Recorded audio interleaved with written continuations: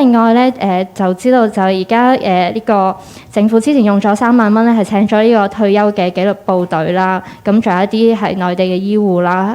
咁而家空缺率咁高，會唔會將呢啲會唔會造成呢個人手嘅浪費？咁呢啲人手可以點樣去善用？唔該。就你好籠統講嗰個3萬蚊嘅問題咧，就3萬蚊，照我所知咧，只係出現咗喺我哋喺本地同埋內地去聘用呢啲照顧員，並不是醫護人員。因為如果我唔講清楚咧，大家會誤會中央係支持我哋係派出嘅內地醫療團隊嗰接近400人係冇收過任何人工嘅。我必須要講清楚，因為你用嗰個字眼係內地醫護啊，好似呢啲唔係醫護人員嚟嘅。我哋係透過輸入勞工計劃咧，就喺市場透過內地嘅勞務公司去請，希望請到1000位啦，但而家都請唔到啦。就係呢啲係內地嘅照顧員 care staff 嚇，就係擺咗喺暫託中心同埋一啲嘅安老院舍嗰度咧，係照顧呢啲長者嘅嚇。咁呢個就係佢哋我哋當時俾嘅薪金咧，就係大概係每個月咧係3萬元。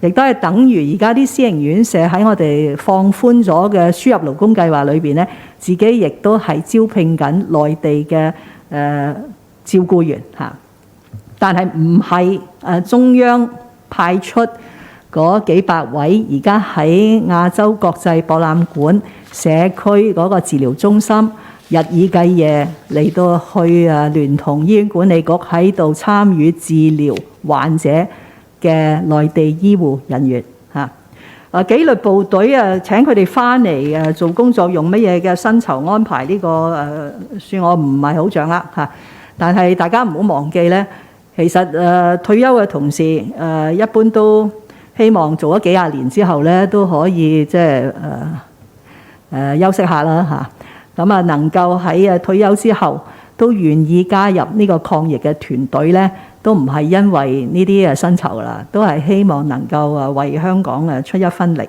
咁所以希望大家都唔好聚焦去睇呢個所謂薪酬嘅問題。多謝。好，第2位記者嘅提問，咁或者再睇一睇大家啦。咁每位記者諗最多問3條到，咁俾翻足夠時間，可能其他記者都可以。Mrs. Lam Tony Chang from South China Morning Post. So I have 3 questions for you. The first question is on caring for the elderly, because in the latest meeting with Hong Kong government, mainland experts again warned about the low vaccination rate among those aged 70 or above. So looking back, do you think that the government should have adopted much more aggressive measures earlier, such as the vaccine pass? And apart from aiming at increasing the vaccination rate to 90% by the end of next month, is there more to be done? The second question concerns the aviation industry, because it's reported that representatives from 11 airlines wrote to you, urging you to scrap COVID tests for aircrew and learn from the mainland's closed-loop arrangement for the staff. So would you consider their suggestion? Is there any room to, when would you announce more details about the adjusting the route suspension mechanism? And thirdly, for the CE election, the nomination period will start in 9 days. So when will you make up your mind whether to enter the race? And do you think you have a high chance of being the preferred candidate? Are you worried that the government's work would be hindered if the CS or the FS resign from the position? Thank you. 3 questions. First of all, in my various meetings with the mainland experts, this issue of elderly was often raised. This is understandable because of the large number of deaths in the 5th wave of this epidemic. And over 90% of them are old people. And over half of them were old people living in residential care homes. So it is only right for the mainland experts to share more experiences and advice with us. And it is now very obvious and very clear that the one single reason for the high mortality of elderly people in Hong Kong is the low vaccination rate. Because all the facts and statistics locally and worldwide have shown that the COVID-19 vaccine is very effective in preventing critical illness and avoiding deaths. I'm afraid that there could be no looking back. Or what we said, you can say a lot of things with the benefit of hindsight. But if you look at all the press releases, media conferences, appeals and messages and APIs and publicity that the Hong Kong SAR government has done since late February last year when we started the government vaccination program, the focus was always on the elderly.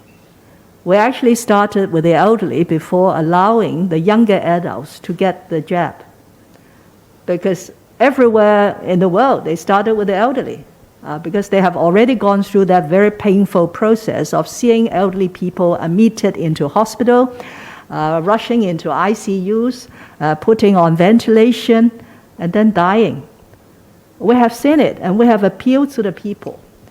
So we can only say it is unfortunate for the whole of Hong Kong to miss what we now call the golden opportunity to get the old people vaccinated in time to prevent this tragic incident. And that's why I was very aggrieved and actually very angry when, as recently as a few days ago, a local newspaper was still presenting headlines which were misleading, which will immediately give the old people, their relatives, and the whole community the wrong message of getting Sinovac as to be vaccinated. Yeah. So we all have a responsibility. I'm not shedding my responsibility as a chief executive. I'm shouldering primary responsibility for the fight against the epidemic. But everyone should also bear in mind that Hong Kong is a very free society, a very diverse society, and there are a lot of forces at work to prevent the government from doing what should have been done. In this case, vaccinating our old people. But we will continue to do it. We have set very clear targets to achieve. We are visiting all the elderly homes again for a second and a third time in the coming month in order to get those who have received the first dose to get the second dose, and those who were infected, about 40%, who could not get a jab, then through the second and the third visit, maybe they are then ready to take the vaccination. And I just heard that there are suggestions that we should give old people a choice of doing the BioNTech vaccine, and I have just asked the Secretary for Civil Service to give this the full consideration in order to induce or attract more old people and their family members to allow us to get them vaccinated as soon as possible. Now, the second question about the airlines, yes, I have received a letter from the airlines which the Transport and Housing Bureau is now examining. So we will do what is reasonable, but the prerequisite is we should protect Hong Kong from importation of cases from abroad. Because as you have heard, the World Health Organization, the pandemic is still quite serious in different parts of the world, and we should not let our guard down in order to ensure that Hong Kong could come out of this fifth wave as soon as possible.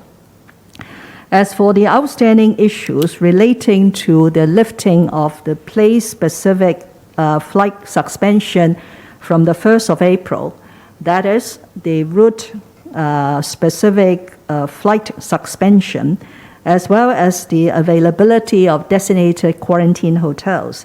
We already have some internal deliberations, and I'm sure that the relevant bureau, I think in this case will be the Food and Health Bureau, will make the necessary announcements as and when they are ready. The third question, I have no answer for you except to reiterate, and according to the laws of Hong Kong, the nomination period for the next term chief executive election will still be the 3rd of April. Thank you. 第3位記者嘅提問。最前排藍色口罩